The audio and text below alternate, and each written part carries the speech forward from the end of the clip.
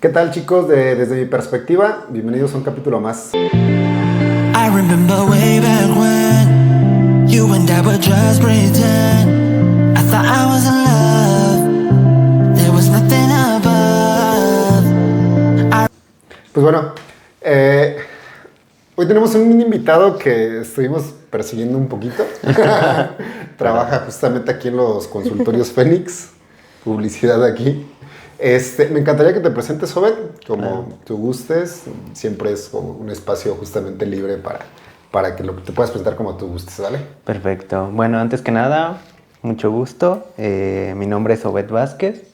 Soy psicólogo precisamente aquí en los consultorios. Me dijeron que fuera algo informal, así que, pues en realidad, mis actividades favoritas son leer, tomar café. Me encanta el café, por cierto. Aunque ahorita Un tenga... experto en el café. Todavía no, pero ese es el proyecto. Muy curioso, me gusta investigar, saber sobre bastantes cosas. Cool. En líneas generales creo que eso me describiría. Ah, qué chingón, muy bien. ¿Y cómo están el día de hoy? Dolida por... Yo ando en duelo porque tuve que borrar unas cosas, un poco cansada porque es 16 de septiembre. Ya andamos grabando. ¡Viva México! Si se puede. Y aparte temprano. Se nos ocurrió, se me ocurrió y ellos no me dijeron nada. Pero muy bien, gracias. ¿Qué onda, Obed? ¿Cómo andas? También ando cansado, sí, pegan en todas estas fechas. Y aquí acompañando en el dolor a muchos, porque sí, fueron muchos videos. Mucho. Pero vamos a darle a ver qué tal sale. Cool, genial. ¿Tú qué tal? Ay, ya tengo como 2-3 semanitas que ando fatigado en más de un sentido. Justamente hace rato estábamos como arreglando un par de cosas aquí abajo, un poquito antes de que llegaras. Y justo le decía a Michelle como que traía ahí un poquito de fatiga emocional, que ya me estaba cobrando un poquito de estabilidad. O sea, sí me siento cansado, la neta, bastantillo de hecho.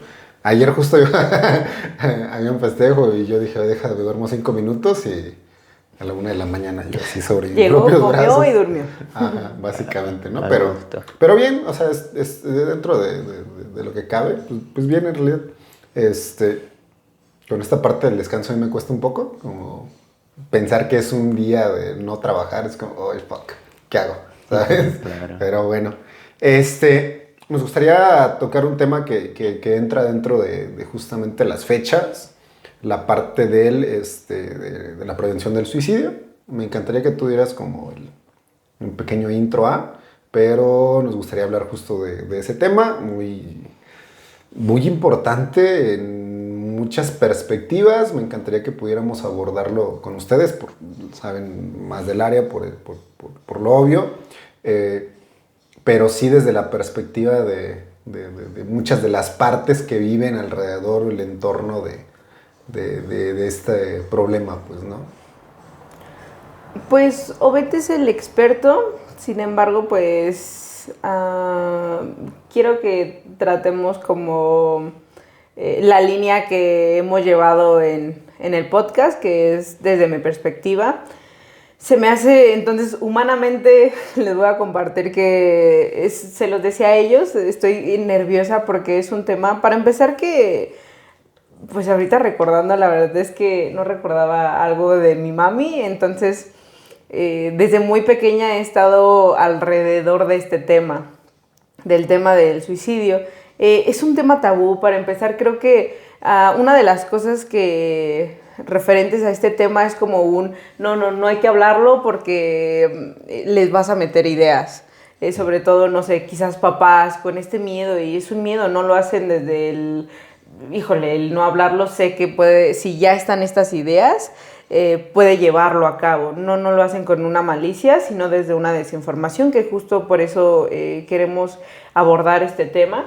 Y creo que el hecho de hablarlo abre la apertura. Si ya hay una idea suicida, va a seguir estando ahí, y no porque hablemos del tema se va a impregnar o algo así. Por eso, humanamente les comentaba, estoy como nerviosa y como con las fibras sensibles porque son temas sensibles y que no recordaba, o sea, les comparto que no recordaba como algunas cosas y es un tema, un secreto a voces que hasta mucho tiempo en mi casa se estuvo como ahí. Evadiendo. Ajá, evadiendo como tocarlo, darle el nombre, no, evidentemente era como de que no, o sea, Sí. suicidio, no lo digas, como de Voldemort de no hay que decir el nombre,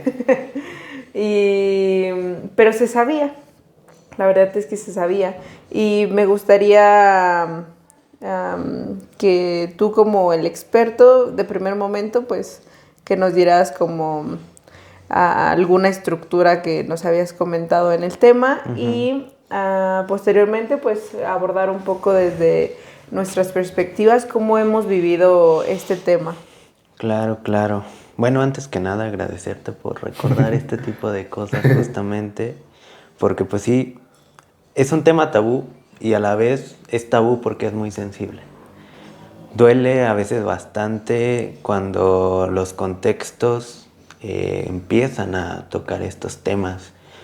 Por lo mismo, porque hay un mito, hay muchos mitos alrededor, que esperemos un poco sirva este capítulo para irlos pues eliminando más que nada.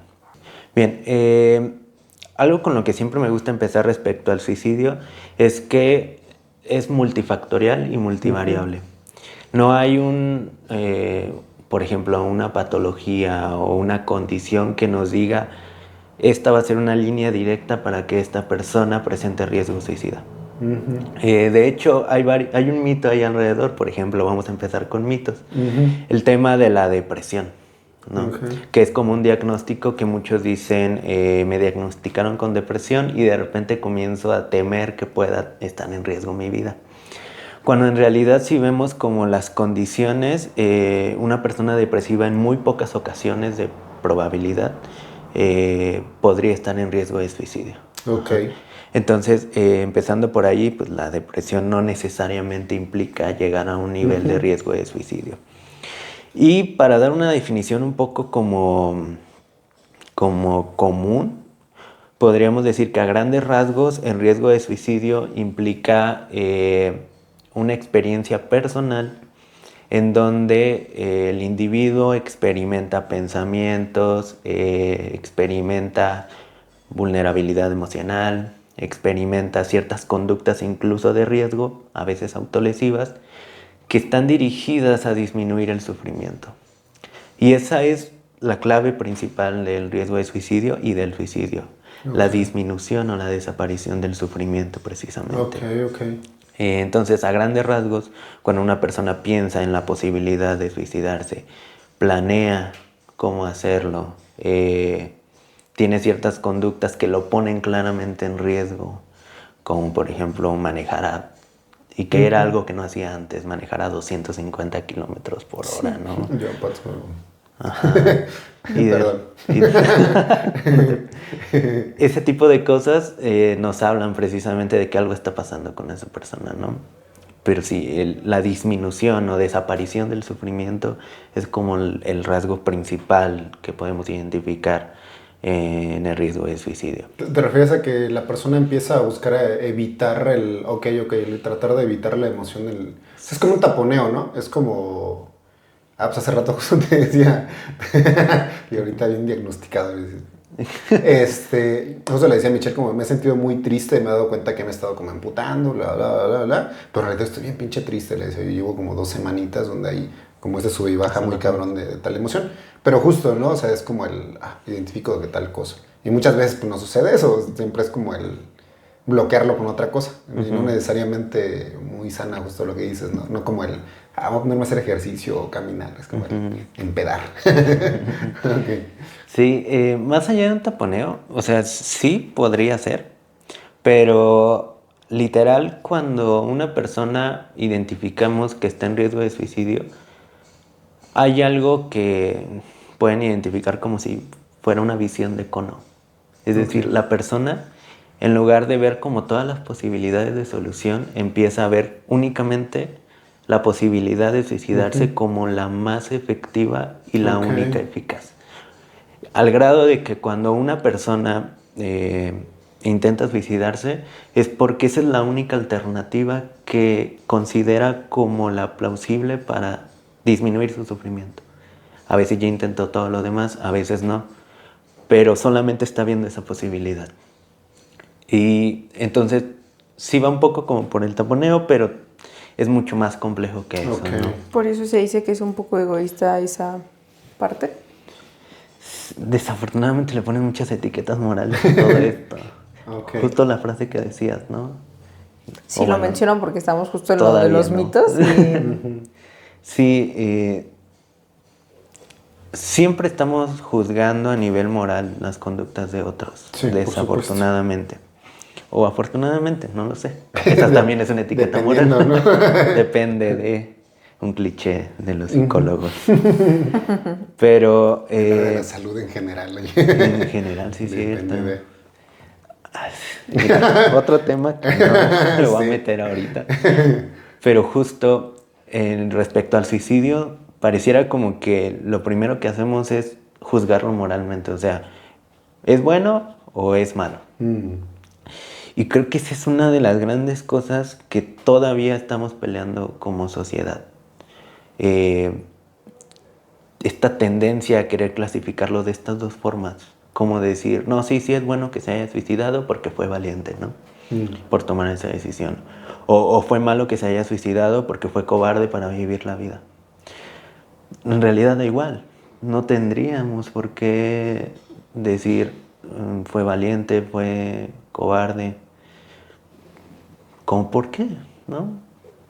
Pero es algo precisamente contra lo que todavía seguimos peleando.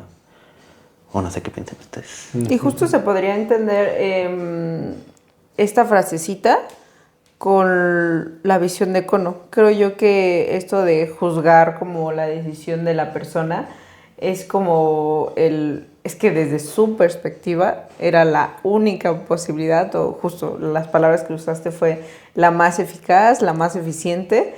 Entonces no se sabe qué es lo que tuvo que haber pasado por la mente para que fuera como la única opción. Y de hecho por eso lo mencionaba, porque sí es un juzgar moralmente entre que sí es bueno, que sí es malo, pero verdaderamente en cualquier decisión, ni siquiera como precisamente en esa, en cualquier decisión la que tomes, cualquier persona puede verla como mala, puede verla como buena. En realidad es desde la perspectiva de cada persona. Y creo yo que en cuanto a familiares, es egoísta en general la muerte. O sea, puede haber como alguna enfermedad y los deseos personales de que siga estando la persona amada aquí con nosotros, es no, o sea, hay que hacer lo que sea para, a pesar de si él o ella no quiere estar ya aquí, si él o ella está sufriendo demasiado. Entonces se me hace en general como algo, la visión de la muerte un poco egoísta para los que estamos de este lado y no lo estamos viviendo. Hay un tipo que luego cuando estoy entrenando, me gusta poner cosas de esas, escuchar. Recuerdo que una amiga hace tiempo, se acerca, me quita un audífono, me dice, ¿qué estás escuchando? Yo estaba entrenando pesadísimo, recuerdo. Y era un libro de fisiología, que lo puse como audiolibro porque no me daba tiempo, pues, ¿no? Entonces lo tenía así. Entre eso también luego, o hace poco, estaba escuchando a una serie, se me hace muy buena, la de Merlí. Y justo en uno de los capítulos, no recuerdo si es una chica o son dos chicos, que se suicidan. Entonces llegan a la escuela a unos alumnos que presenciaron el suicidio. Spoiler. Ajá, spoiler. Ni modo. Se chingan. Entonces lo presencian y el subdirector se acerca con el maestro y le dice, oye, acaba de pasar tal cosa. Por favor, que sea con el mayor discreción del mundo, que no se hable del tema porque están como en shock. Y el maestro le dice, sí, no te preocupes, no vamos a hablar de ello. Entra al salón, lo primero que hace es cerrar la puerta y dice, bueno, hoy vamos a hablar del suicidio porque sus compañeros acaban de ver cómo alguien se acaba de matar. Y esto no debe de ser un tabú, ¿no? Y literal se los dice así. Y justo él abre con una frase que quisiera recordar de quién carajos es. Solo sé que es de un filósofo. Teniendo en cuenta la época, y además ahorita justamente decimos que no es una decisión, bueno, no debe ser un juicio moral, pero justamente el filósofo cuando lo hablaba, y estaba hablando de los griegos, o sea, tiene muchísimo tiempo que justamente el suicidio ya se veía como, o es un acto que ha sucedido todo el tiempo. Uh-huh. Ahorita es algo más visible por redes, por lo que quieras, pero solo por eso. Y decía que el único acto realmente moral de si sí o no hacer en esta vida era el suicidarse o vivir. Sí. Que era no recuerdo quién, soy pésimo para los nombres. Lo tengo aquí. Pero decía que justamente era eso, que el único acto que valía la pena como analizar a esa profundidad era el vivo o dejo de vivir. Uh-huh. Pero que no teníamos como ninguna obligación los que rodeábamos a esa persona que lo decide, el hacer un juicio sobre su decisión, porque es la moral de esa persona, o es mejor dicho, la decisión de esa persona, el hacerlo o no hacerlo, con lo que conoce, con las personas con las que convive, por lo que está decidiendo ya no tener, ¿no? Por la simple inexistencia.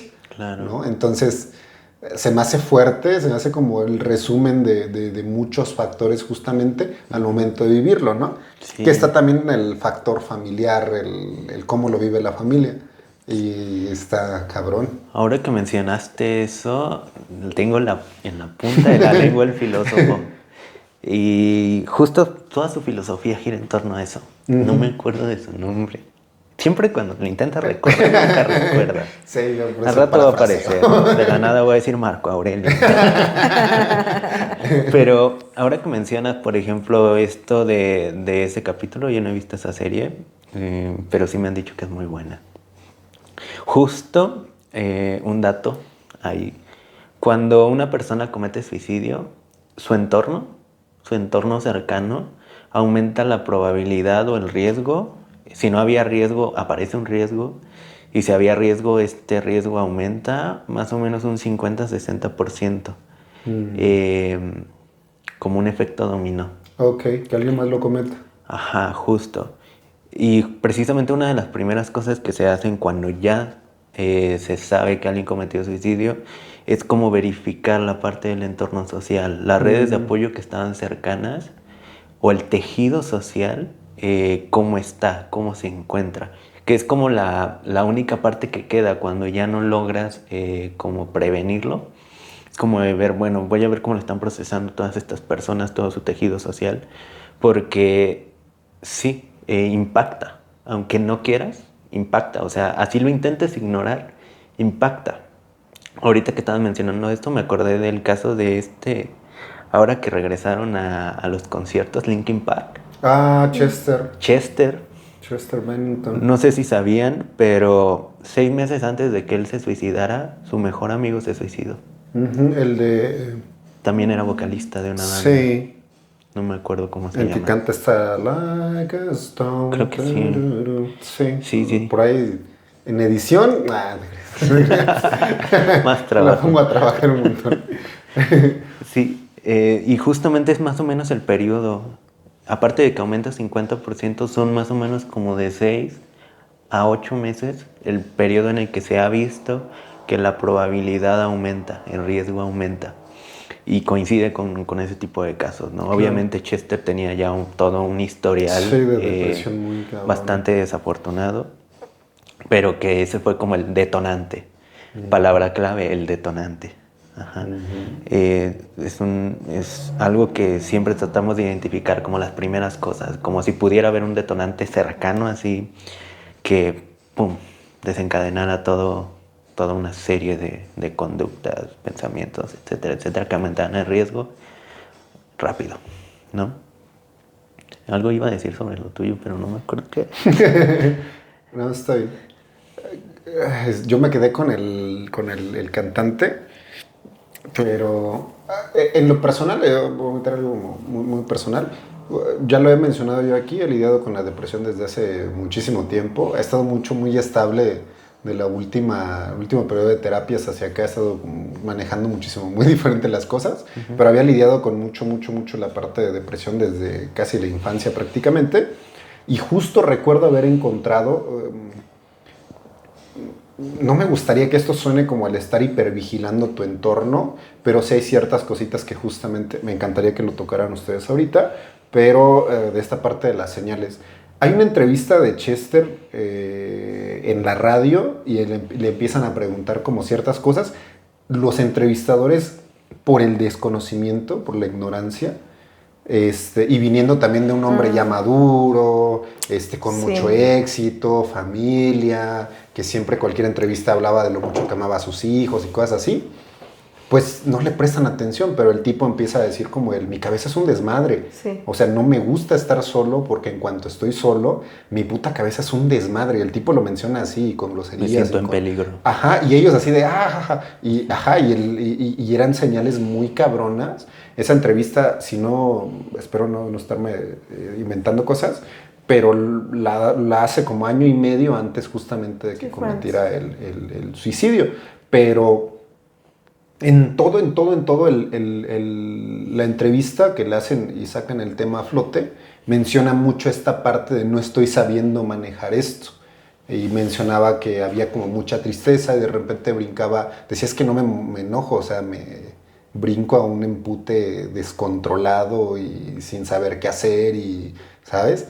Y todos alrededor de verdad estaban riendo y era como y que no juzgo a los güeyes que estaban ahí en la radio, también eran personas más o menos de su edad, bla, bla, bla, no se hablaba de tendrían esas por qué cosas, saberlo. no tendrían por qué saberlo justamente, pero en este momento sí ya son cositas que se pueden como divulgar un poco más y mencionar, ¿sabes? Claro. Entonces, en base a eso, me gustaría como preguntar lo siguiente, como en el diálogo de una persona que está en riesgo de justamente de que haya algo que le detone estas cosas o que ya tiene un historial, aparte de su evidente historial de ciertas cosas, como el caso del Chester, ¿qué podría ser dentro del diálogo de una persona que justamente está pidiendo ayuda sin que tú te des cuenta que está pidiendo ayuda? Pues no, suena un poco incoherente, pero creo que se entiende a qué me refiero. Sí. Una de las primeras y que creo que es muy común es justo esta mención entre broma acerca de la posibilidad de suicidarse. O sea, creo que en ese sentido muchos de los que están en riesgo sí suelen ser muy directos. ¿Cuál es el problema? Usualmente no lo tomamos en serio. Porque lo que tendría que hacerse cuando una persona habla sobre suicidio directamente o muy frecuentemente es como preguntar, como validar, o sea, oye, he notado que has estado hablando mucho sobre esto, o bromas muy frecuentes, y eso no lo hacías antes, por ejemplo, como ese cambio en que de repente sí está apareciendo ya estas verbalizaciones directas, o incluso que tú notas que la persona se ve un poco desalineada, desarreglada, que no es tan común, en realidad suelen funcionar muy bien. Ser funcionales, siguen con Ser sus funcionales, actividades. sí. O saturarse de actividades justamente para no estar solos, para no estar sin nada que hacer. Entonces, una de las primeras cosas es precisamente como esas verbalizaciones acerca del suicidio que a veces se presentan en forma de broma. Y que como es un tema incómodo, decimos o preferimos como evadirlo, como, es una broma, así es él, ¿no? Da mucho miedo, ¿no? También. Mucho miedo y es el no, cállate, de eso no. Sí. O incluso lo clásico, que muchos familiares cometen el error, como de no hables de eso. ¿Por qué dices eso? No es gracioso. Y es como de, o sea, sí puede ser muy incómodo para la familia, pero claramente es una señal de que algo está sucediendo, ¿no? Entonces esa es una de las primeras cosas que se pueden observar cuando hay riesgo de suicidio. Porque ese es un mito el que hay alrededor de ello. Un segundo mito es que las personas que cometen suicidio o que están en riesgo de suicidio no piden ayuda, según. Ese es el mito, pues. Cuando en realidad las personas directamente sí la piden. Ya sea diciéndolo, ya sea por medio de acciones, ya sea por lo que sea, pero dicen hacen algo que claramente te dice esta persona necesita... Algo anda mal. Ajá. Y el mito de que no lo piden, no lo dicen, pues en realidad es completamente falso. Lo que pasa es que lo invisibilizamos por toda esta incomodidad, por el miedo que da hablar sobre eso.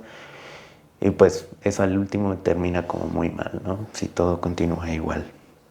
Entonces, esa es una de las primeras señales que hay cuando una persona ya pudiera estar en riesgo de suicidio. La otra, que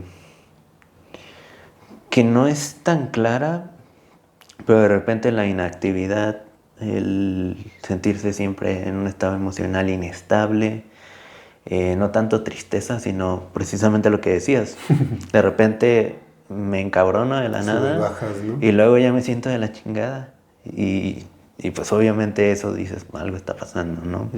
Que usualmente es la señal más clara y también es la señal con la que llegan las personas a consulta. Como de, oye, me he estado sintiendo muy inestable, esto no pasaba antes, ¿qué está pasando conmigo, no? Y cuando abordas directamente la problemática, los pensamientos, te das cuenta de que sí han estado pensando bastante en la posibilidad de suicidarse. Y ese es otro factor, ¿no? La inestabilidad emocional. Muchos lo ponen como el eje central del riesgo de suicidio, pero en realidad no. Como decías, muchas personas pueden seguir siendo muy eficaces. Funcionales. Incluso pueden no sentir como esta inestabilidad, pero sienten como un aplanamiento, como un aburrimiento, Sí. que no podremos decir que es depresión, pero simplemente es como como que la vida no tiene sentido, no siento nada. Y eso a veces pasa muy La emoción inadvertido. de la indiferencia, ¿no? Ajá, justo, como esta interpretación de que el nombre técnico es anedonia, me parece. Y no da tantas señales. Entonces eso es todavía más, si lo ponemos como en nivel de peligro, las personas que experimentan inestabilidad de repente pues sí te puedes dar más cuenta, pero las personas que se comportan de esa forma o lo experimentan de esa forma tan plano, es todavía más complicado porque no das tantas señales como otro tipo de expresiones, ¿no? Entonces, esa es una segunda señal. Debe de haber más, y hay más, pero no sé hasta cuánto decir. También había escuchado una que era esta parte de empezar a regalar cosas. Y de hecho lo acabamos, spoiler alert, de la serie Nadie nos va a extrañar. Te la vamos a comer también a ti un poquito. Rayos. Pero este chico empieza a regalar sus cosas y a sus amigos les empieza a dar unos dulces, unos cassettes y empieza a hacer como estos regalos, una computadora que en el año 93 era un ordenador que su papá le había traído de Estados Unidos y se lo regala a un amigo justamente. Y de hecho es cuando este chico, su amigo, va a su casa justamente porque es como el qué show, ¿por qué me acaba de dar esto?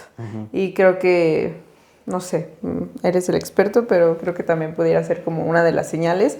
No necesariamente es así, porque lo que ahorita te estaba escuchando, híjole, creo que es un poco diferente porque yo he escuchado el tema en cuanto a adolescentes, por ejemplo, pero ahorita que mencionabas al integrante de... Se me fue el nombre. Linkin Park. Pues es un adulto y el hecho aquí es que en cuanto a los papás y familiares me gustaría iniciar con pues no, es multifactorial como mencionabas al principio y es inevitable como sentir la culpa y creo que por ello el efecto dominó, porque hace no mucho tiempo, año y medio quizás, mi papá estuvo como con esas ideas, no comenzó hace año y medio, pero la profesión, el conocimiento de repente da como esta apertura de ver ciertas cosas. Y mi papá, por ejemplo, tenía como estos actos de peleas, buscar como, de verdad, buscar pleito fuera de la casa, como si iba manejando la moto y nos platicaba como ciertas cosas que todos, mi mamá se preocupaba, mis hermanos quizás se reían un poco, pero yo era como de, uy, y justamente en una de las pláticas que yo tengo con él, yo se lo menciono, el hecho de, es que buscas como, no lo harías por nosotros, tal cual se lo dije, llegamos a un punto como muy crucial, entonces por eso me lo permití decírselo, porque pues tampoco me tocaba, pero le dije, es que no lo estás buscando como dentro de, creo que te detendrías por nosotros, pero lo estás buscando fuera de casa. Estás buscando que te quiten la vida porque, de verdad, o sea, para dar un ejemplo de lo riesgoso que era, se baja un día de un camión, le están apuntando con una pistola porque estaban asaltando a un chico. Él se baja, le apuntan con una pistola y siguió caminando enfrente de la persona. Ni siquiera fue como el susto, el miedo, el algo. Ajá, entonces fue como, uy. Y es, creo yo que fue algo muy difícil para mí, la verdad, y aparte reciente, bueno, no tan como hace muchísimos años. Y yo tenía como bien consciente esta parte de, oye, no va a ser mi culpa, y si llega a pasar, porque es un miedo, oye. Gracias.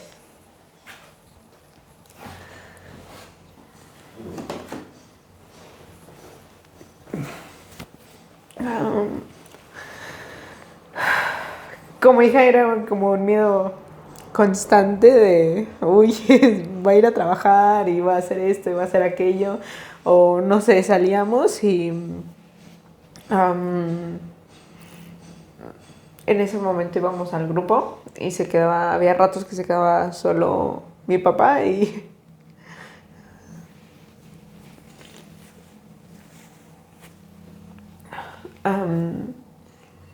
había muchos momentos en los que tenía mucho miedo de dejarlo solo, es algo que para el familiar, al menos yo así lo viví. Ya al momento de que la familia se hace consciente de esto, pues era un miedo de todos. No sabíamos cómo exactamente qué hacer porque la ayuda se le había brindado a psicólogos, evidentemente. Yo me moví en ese sentido, psicólogo, psiquiatra, el grupo de AA que a nosotros nos había ayudado como familia, ya habíamos estado militando. Entonces, ahorita que mencionabas dentro de las características,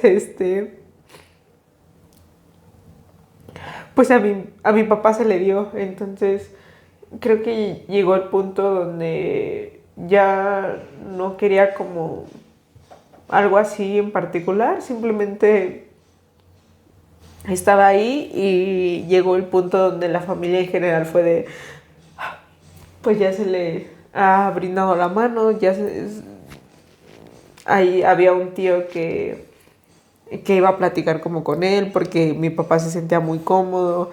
Habían como muchos escenarios alrededor donde la familia había como tratado, pero Es muy complejo, muy complejo. es muy complejo el tema y yo hablo como pues familiar. Llegó el punto donde tuve que hablar como hacia conmigo y dije, ok, sé que si en algún momento pasa, habrá sido como la única posibilidad que vio mi papá, hicimos lo que pudimos y me daba como mucho miedo porque sí iba a haber culpa. Ni beta. Hay como esta sensación de lo había visto en teoría, pero al vivirlo, uy, esta sensación de no ser suficiente para la persona para que decidiera quedarse Ojalá que esto le sirva como a alguien. Había escuchado un podcast que va una chica como a una conferencia y que la había llevado su mamá porque había tenido un intento de suicidio. Escucha a la mamá de alguien que ya se había suicidado y dice, ok, no quiero ver a mi mamá así. Y ojalá que esto llegue a alguien que tenga como esto, que lo pueda identificar y que le ayude como a algo. Claro, creo que antes que nada, gracias por compartirnos eso. Sé que es algo muy complejo y muy difícil, incluso ahora de seguir tocando, ¿no? Pero si me lo permites, voy a ejemplificar eso con... Hay algo que últimamente he visto, no sé si afortunadamente o desafortunadamente, pero muchas veces cuando se habla de suicidio, como que pareciera que se excluye a la persona, como de, por un lado está la persona con riesgo de suicidio y por el otro lado está la familia, el grupo social. Y incluso llega como a psicologizarse mucho eso. Es decir, si alguien tiene riesgo de suicidio, le corresponde solamente al psicólogo o incluso al psiquiatra. Cuando en realidad sucede algo muy parecido como con las adicciones. Las adicciones muchas veces van con un psicólogo, con un psiquiatra, pero en realidad ambos fenómenos son fenómenos sociales. No sé si un sociólogo esté viendo eso. Espero que sí. O si no, usualmente no se interesan por este tipo de temas. Pero precisamente lo que pasa cuando una persona está en riesgo de suicidio es que el tejido social no está funcionando bien. Todas las personas, no solamente de su familia, sino los miembros cercanos de él o de ella, no están teniendo la función de acompañar, de apoyar.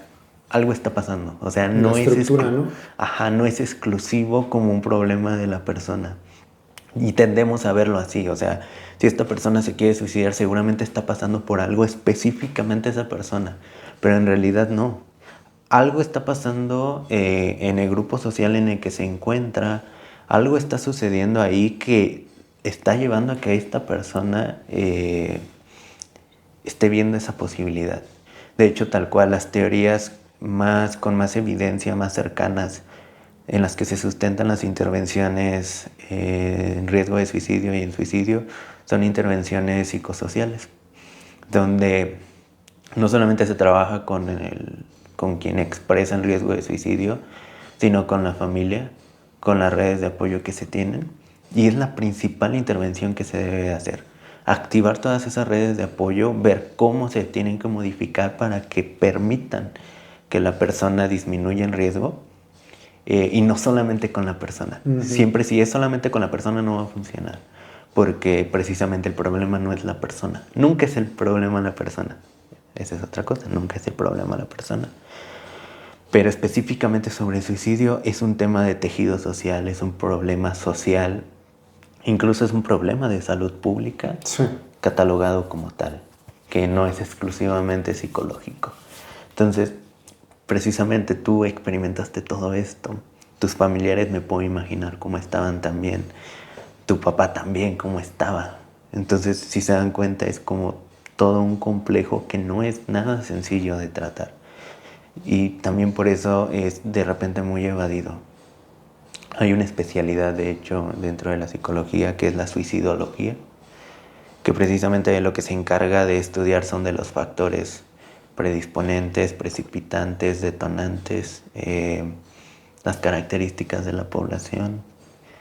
Mencionaste algo sobre adolescentes también, ¿no? Precisamente un grupo de riesgo primario son los adolescentes. Por muchas causas, no solamente por el desbalance hormonal, sino por el tejido social se ve desbalanceado también. Muchas razones. Pero siempre es un problema del grupo social, siempre es un problema del tejido social, nunca es del individuo como tal. Entonces, precisamente aquí lo podemos notar, ¿no? Estaba pensando en segundo plano justamente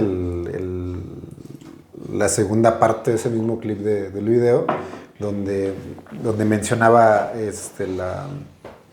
una de las chicas que estaban ahí, como entonces, ¿qué hacemos como en estos casos? Y el tipo el Merli, el maestro que es de filosofía, justamente les dice como para la gente que justo le está perdiendo como este gusto a la vida, para ellos existe, creo que menciona a Aristóteles, si no me equivoco, en la parte de filosofía de Aristóteles, porque ese güey hizo un chingo de cosas, y menciona que para él es el buscarle un propósito a la vida. O sea, probablemente para la persona que está en ese agujero, no sea como que lo principal, porque justo, no sé, por la gente que me ha rodeado en algún momento, por ahí tengo la historia con un par de amigos que justamente cometieron suicidio en algún momento y cosas así. Y entiendo que no es como que lo que estén buscando en ese rato, ¿no? O sea, no es como de, ¿qué voy a hacer con mi vida? Justo le pierden sabor a la vida. Pero dentro del manejo probablemente o del tal cosa es como esta parte de terapia ocupacional, ¿no? El encontrarle el gusto a ciertas cosas. Lo platicábamos por ahí con unos amigos que justo rodeamos a uno de estos amigos que intentó, bueno, que cometió suicidio hace ya muchos años. Estoy hablando que tenía yo unos 15, 16 años. Entonces, justo este maestro dentro de la serie menciona la búsqueda de un propósito de la vida. Y hace rato mencionábamos, antes de que iniciáramos la grabación, mencionábamos a Viktor Frankl. Hay un libro que tiene bueno, para mí es muy, muy bueno y lo tengo guardado todavía, es El hombre en busca del sentido. Y justo lo que busca la persona es la historia de él mismo dentro de la Segunda Guerra Mundial. Se va a un campo de concentración y él decía que justamente lo que él veía que hacía que un hombre decidiera ya morir en estas condiciones era la pérdida de un sentido, de un objetivo en la vida. Él menciona una parte que espero no equivocarme, que están como arreglando o trabajando en el campo de concentración y ve un amanecer y no sé qué cosa y empieza a pensar como es que quiero que en algún momento esto pueda acabar, quiero aguantar lo más que pueda para que esto acabe y regresar a ver a mi familia, regresar a ver, creo que menciona a su esposa o no sé qué, ¿no?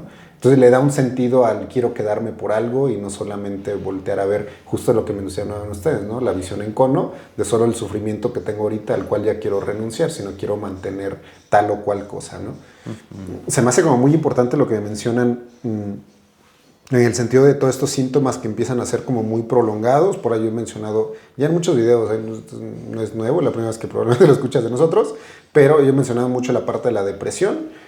He tenido momentos en los cuales ha sido como muy este sentido te lo decía mucho a ti, como muchos lapsos en los cuales no le encontraba un sentido a ciertas cosas.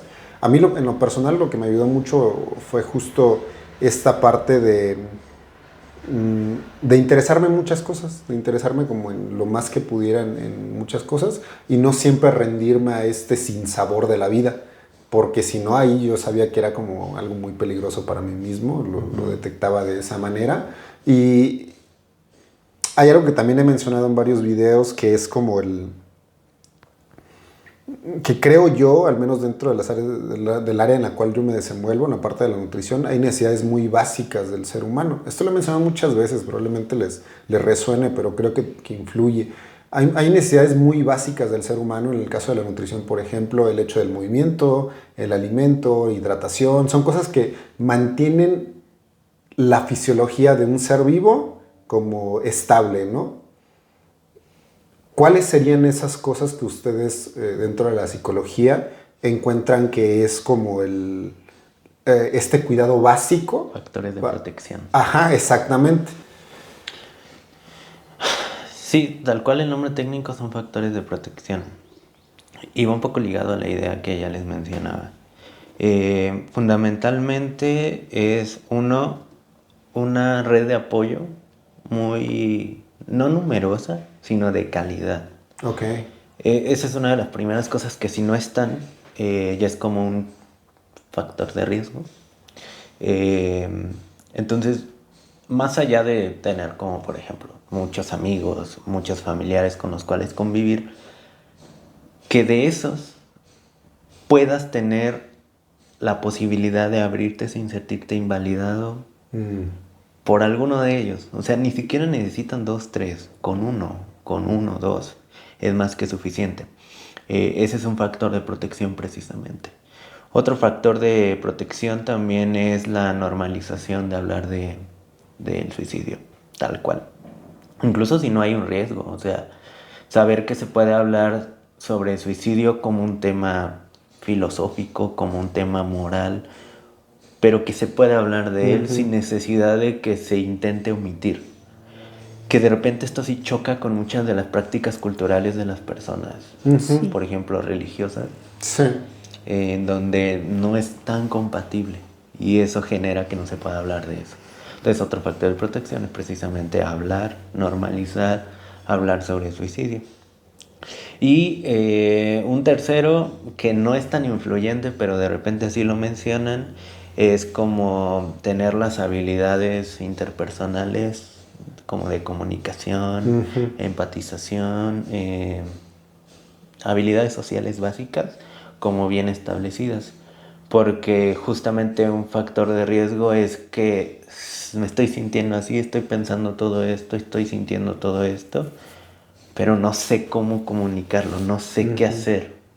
Y ese es un tema porque tiene que ver más con habilidades sociales que con un riesgo de suicidio tal cual, ¿no? Entonces, siempre es mejor saber más o menos cómo comunicarlo para poder disminuir el riesgo precisamente. Claro. Entonces, como esas tres cosas son muy básicas en cuanto a factores de protección. Hay otros relacionados con la eliminación de todos los factores de riesgo, como el consumo de sustancias es un factor de riesgo, la adolescencia es un factor de riesgo, la pobreza es un factor de riesgo, obviamente, que son los que se me ocurren ahorita, hay más, pero no quiero hacer el cuento más largo. Claro, claro. Ajá, pero son más o menos esas. Hay un tema que últimamente se ha puesto como mucho en la mesa y cosa que se me hace muy chingón. Ha llegado a tocar las puertas de mi familia y se me hace algo, al menos para mí, saludable. Es algo de lo cual creo que incluso has escuchado cuando hemos estado aquí sentados con mi madre. La parte de la eutanasia, que justamente lo relacionan mucho con... Hasta inclusive se confunde, creo yo, o al menos dentro de mi comprensión, la parte del suicidio como tal y esta muerte asistida, pues, ¿no? Que es la eutanasia, en algunos casos como se combina esta parte moral que mencionaban al principio de deberías de luchar más, lo platicamos hace poquito con otra terapeuta justamente que trabaja aquí y mencionaba esta parte de la parte de moralizar muchas veces la decisión de la persona de decir, pues es que simplemente ya no quiero, ¿no? Y híjole, como familia o como personas que rodeamos a alguna persona en esta situación, pues es, creo yo, muy difícil el poder como quitar el juicio del todo. Es cabronamente complicado, pero justo el poder como hacerlo visible le da muchísima, como la relevancia que debería de tener, ¿no? El hablar de ello. Yo justo hace un par de años empezamos a hablar de eso con mi madre, ha tenido ciertos problemas de salud. Y me ha dicho como ella sé que tus hermanos no van a tener el valor para hacerlo, pero si en un momento me dicen que simplemente ya no, diles a los médicos que ya no. Y está bien, ¿sabes? Entonces, por moral o por, no sé, la parte del apego familiar, entiendo que mis hermanos han sido como que hagan hasta lo último. Y yo digo, híjole, es que el que está sufriendo es la otra persona. Claro. Y después de todo tiene que ser su decisión, ¿no? Y yo sí le he dicho a mamá, o sea, hace poquito tuve una crisis y dentro de los lapsos donde tenía lucidez y le decía, todavía están, porque ya teníamos ese acuerdo, es algo que hemos, está súper ventilado esto, pero justo lo que hemos dicho, ¿no? Como que se visualice. Hemos tenido las pláticas ya de hace un tiempo, hace unos 2 años para acá, donde se ha puesto como mal de salud y me ha dicho eso, como si te dicen que ya no, diles que no, ¿no? Entonces, bajo este mismo acuerdo, hace poco se puso mal y decían que probablemente podía fallecer, o si no, tendría que estar como con asistencia mecánica para mantener signos vitales. Y hubo un rato donde se me quedó viendo como de, ¿qué están diciendo? No estoy entendiendo, ¿no? Y le dije, todavía se puede hacer algo. Y dentro de la plática que teníamos, en sus momentos de lucidez justo, le decía como no se preocupe, voy a cumplir con mi palabra, y no hay pedo. O sea, sé que va a haber justamente toda esta parte de culpa alrededor, de tristeza, de lo que sea. Pero híjole, siento que es una decisión de la otra persona. Simplemente te está pidiendo ayuda para el, mira, nos están diciendo que ya no se puede hacer nada. No me dejes sufriendo ahí tal cosa, ¿no? Y también es, al menos para nosotros, se volvió una plática como tal de... Bastante profunda. Ajá, es muy cabrón poder hablar de eso y justamente el sentir que en algún momento aportaste para que esto suceda. Y se lo he dicho a mi mamá como él. Sé que voy a quedar con mucho dolor, mucho esto, mucho aquello, pero no por mi egoísmo de decir tiene que estar bien para mí. Le dije, pues no, tiene que estar bien para usted. Si para usted el estar bien es el ya no quiero sufrir esto, pues hasta ahí le paramos, perfecto. No, ¿con qué? ¿Cómo puedo yo tomar la decisión de mantenerla ahí conectada y sufriendo algo que usted no quiere, ¿no? Sí. Entonces, que ella está viviendo, ¿no? Ajá, que no lo estoy viviendo yo. Lo estoy viviendo yo como hijo, pero no como la persona que está viviendo el sufrimiento de estar ahí, ¿no?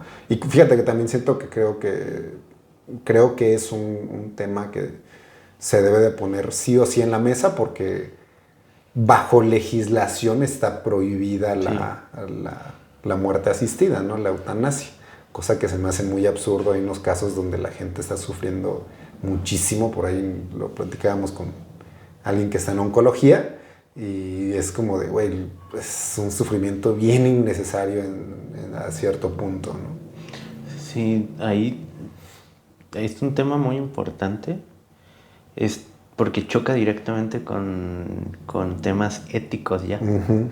E incluso los médicos tienen hay muchísimas discusiones actualmente en torno al tema de la eutanasia, en bioética, que están como tratando de ver más allá de la moral precisamente qué sería lo factible. Pero, por ejemplo, ahora que tocas ese tema, si nosotros vemos un 100% de todos los casos de suicidio, porque en teoría la eutanasia pues también entraría dentro del mismo saco, fácil el 90-95% de las personas no es como que tomen esa decisión como de, ¿saben qué? Me desconectan, ¿no? Como de una manera pensada, razonada, sino al contrario. Las personas que terminan tomando la decisión de suicidarse no es porque quieran dejar de vivir, sino porque quieren dejar de sufrir. Uh-huh. Y esa es la única razón que tienen para el suicidio. El otro 10% también quiere dejar de sufrir, pero de alguna manera no están bajo un tema de vulnerabilidad emocional intenso en ese momento. Lo pueden hablar, lo pueden pensar, obviamente se van a sentir muy mal, pero no es lo mismo que cuando una persona está sufriendo a niveles en los que la única opción es suicidarse, ¿no? Entonces, esto toca muchísimo con un tema que una vez estuve comentando, porque justo cuando comenzaba a adentrarme en todo este tema del suicidio, de las crisis psicológicas, etcétera, etcétera, me saltaba mucho una duda.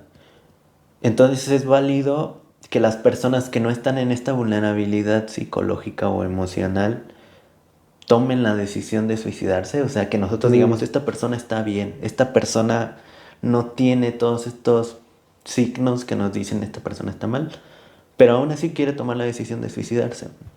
Por ejemplo, los monjes budistas que llegaban a la inanición total y se quedaban ahí en esa postura hasta morir. Pero esos son un porcentaje muy pequeño en comparación con la mayoría de la población. Entonces, si bien sí es como necesario discutirlo y todo esto, no representa la mayoría justamente de todas las personas. Pero es un tema buenísimo justamente, sí, claro, que se tiene que tocar también. Es todo tan complejo. Creo que eso es lo que... No es que me guste hablar de esto. No, sí me gusta hablar de esto. No es placentero, ¿no? O sea, es cosa diferente. Sí, justo. Y no hay muchas personas con las que puedas hablar de esto. Porque luego de repente sí quieren moralizar todo. Y yo siempre he peleado contra la moral. En todo sentido. O sea, es que no solamente en el tema de suicidio, sino cualquier aspecto donde haya un sufrimiento y aparentemente haya una necesidad de atención psicológica, muchas veces es generado por temas morales.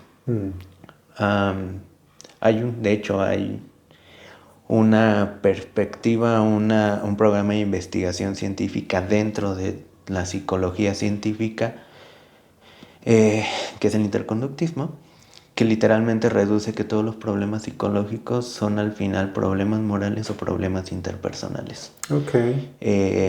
Estoy parcialmente de acuerdo con esa afirmación. Como pero todo, ¿no? Sí. Pero Depende. hasta cierto punto, en esto del suicidio, muchas veces sí implican temas morales muy intensos que son difíciles de cambiar. Entonces, que solamente en el grupo social, interviniendo ahí, en la red social, es donde se puede hacer algo para disminuir ese riesgo.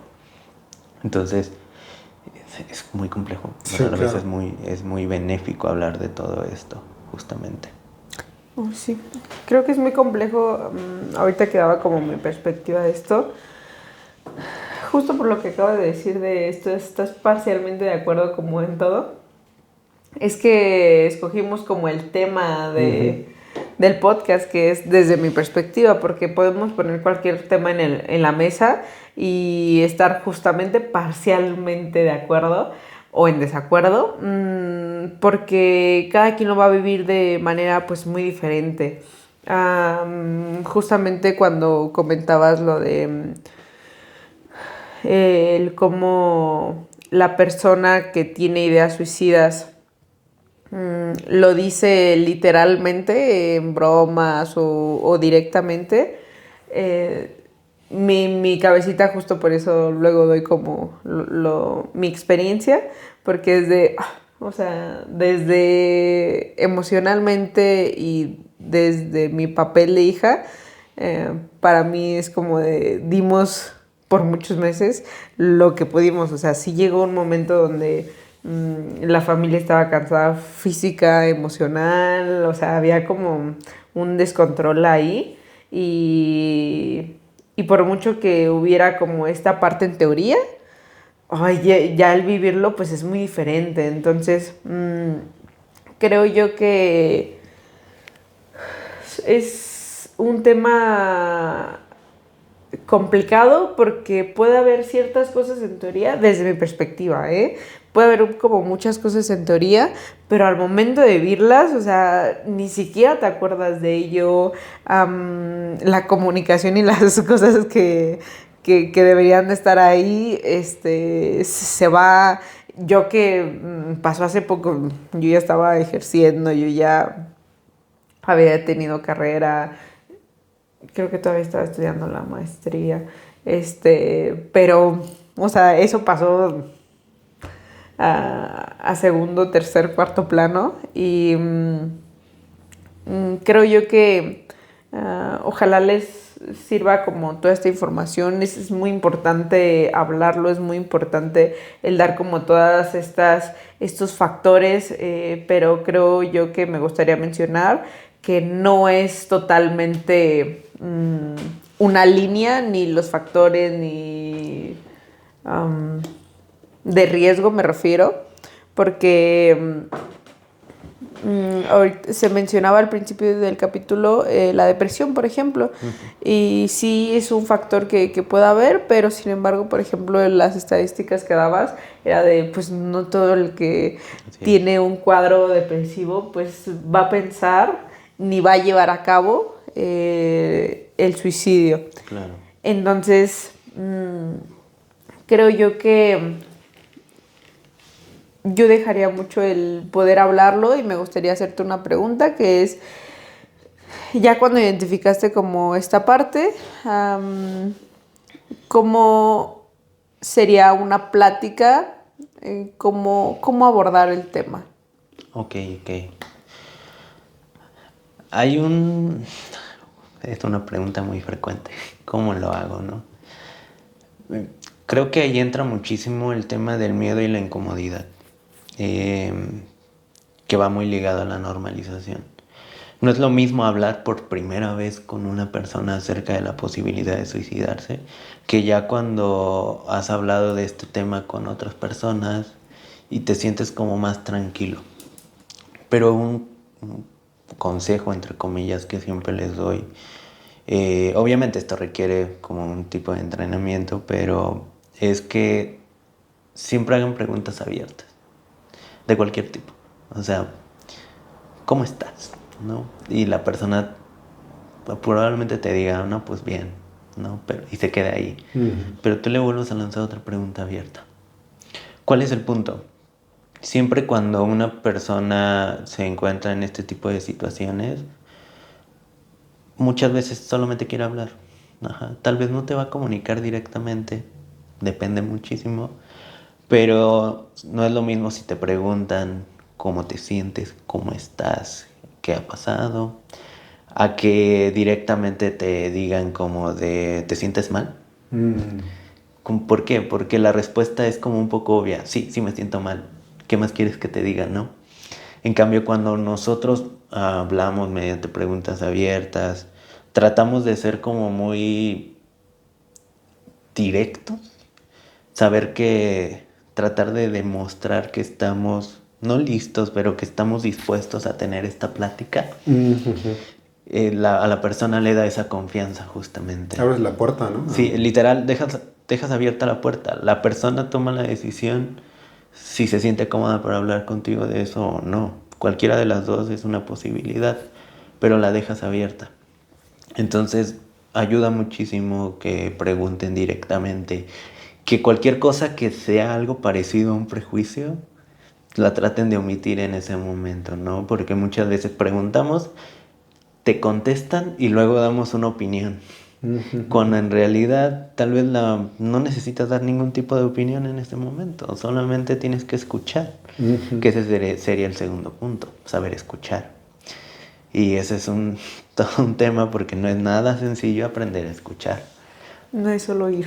Así es. Entonces, podemos oír, pero no necesariamente estamos escuchando. Y esa diferencia, vaya, no la redundancia, hace la diferencia entre que me quieran contar y entre que no quieran hacerlo. Entonces, hacer preguntas abiertas, aprender a escuchar y no dar opiniones morales o de cualquier tipo al respecto, ¿no? Creo que serían como las 3 muy básicas que se podrían hacer cuando suceden este tipo de situaciones o detectamos que ya hay factores de riesgo. ¿Te gustaría cerrar con algo? ¿Qué sería? Creo que todo lo que hemos hablado es muy importante, pero creo que cerraría con no tengan miedo a hablar de estos temas. No va a pasar nada si lo hablan. Y traten de escuchar. Nuestro invitado ya no va a poder estar en estos últimos minutos por problemas técnicos, pero no nos gustaría irnos sin cerrar nuestra parte y me gustaría comentarles que es muy importante el hecho de que ustedes también acudan a algún tipo de ayuda, es multifactorial y también nos afecta, como el círculo de apoyo de la persona. También somos factores ahí y también que la persona va a decidir si quiere entrar a tu puerta o no. Aquí el punto es que tú puedes dejar tu puerta, tu trabajo y lo que está en tus manos es dejar esa puerta abierta. Y pues nada, recordarles que si se sienten identificados con algo de lo que hemos mencionado durante el capítulo o si encuentran ciertas señales en su alrededor, que pues nada, no es totalmente su responsabilidad absoluta el tener la solución a ello. Lo que sí podemos hacer es las herramientas que hemos mencionado en este momento, grupos de apoyo, justo lo que menciona, religión, amigos, familia, lo que sea. Si uno tiene la intención de buscar como la ayuda, que los tomemos de mano de ellos, que son los más cercanos a nosotros. Y pues nada, si tienes la oportunidad de poder pagar un terapeuta, acércate y te van a enseñar pues muchas cosas como para poder sobrellevar todo este tipo de situaciones, ¿no? Y pues nada, les agradecemos mucho que nos hayan visto. Recuerden cliquear los demás videos que aparecen aquí abajo y suscribirse y nos vemos en la próxima.